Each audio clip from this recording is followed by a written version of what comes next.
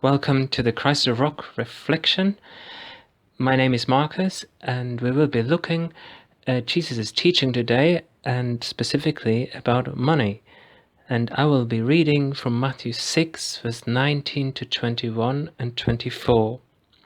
Do not store up for yourselves treasures on earth, where moth and rust destroy and where thieves break in and steal. But store up for yourselves treasures in heaven, where moth and rust do not destroy and where thieves do not break in and steal. For where your treasure is, there your heart will be also. No one can serve two masters. Either he will hate the one and love the other, or he will be devoted to the one and despise the other. You cannot serve both God and money. The question is, is money really evil? And I think we all deal with money. We use it most days, even if we use our debit or credit cards, we use money. And so I think money in itself is not bad. Even having loads of it isn't bad. If we think about some famous people in the Bible, like Abraham, it says of him he was rich. He had loads of gold and silver and livestock. He was very rich and very wealthy. And Job and many others. So I think having money in itself is not bad, but I think it is our heart's attitude towards it, and that's what Jesus is trying to explain here. Are we greedy or envying others who do have lots of money? That would be wrong. We should be content with what we have. In Hebrews it says, keep your life free from the love of money and be content with what you have, because God has said, never will I leave you, never will I forsake you. We can be sure and just know that God will always provide for us, and we don't need to, wanting to have loads and loads and more money.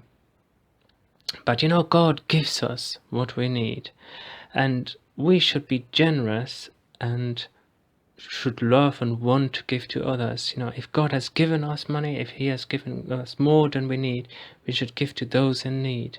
And Paul's letter to Timothy sums that up really, and it says in 1 Timothy 6 verse 17 to 19, it says this: command those who are rich in this present world not to be arrogant, nor to put their hope in wealth, which is so uncertain, but to put our hope in God, who richly provides us with everything for our enjoyment.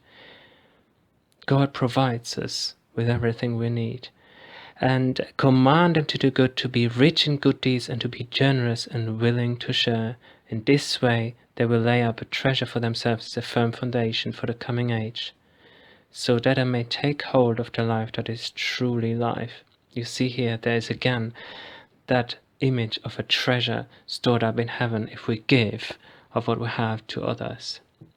And a beautiful example I want to leave you with today is about George Muller, who lived and served here just not far away from here, and yet who lived in Bristol in the 19th century. And you would have heard of him before, and he cared for 10,000 orphan children, imagine. And he never asked for any money. He didn't even take a salary from the church he ministered at, but he believed God to supply all he needed and all what was required for the orphanages.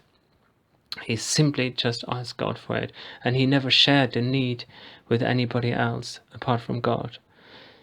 During his lifetime, he received over £100 million in money and gifts. He didn't have any savings accounts. He believed that every money he received was given to him by God for a purpose, and he would spend it where he felt God leading him to spend it. And he knew that God would provide. He knew that, he doesn't need to save this £1,000 here, £1,000 here. He knew that God would provide as and when he needed. He truly stored up treasures in heaven. And I think it's an amazing example of faith, an example of really what Jesus is teaching here. And George Muller said when a child had grown up and left the orphanage, he would give him or her a Bible in the right hand and a coin in his left. And he explained that if he held on to what was in his right hand, the Bible, the Word of God, God would always make sure that there was something in his left hand as well. May you be blessed today, and may God give you all you need.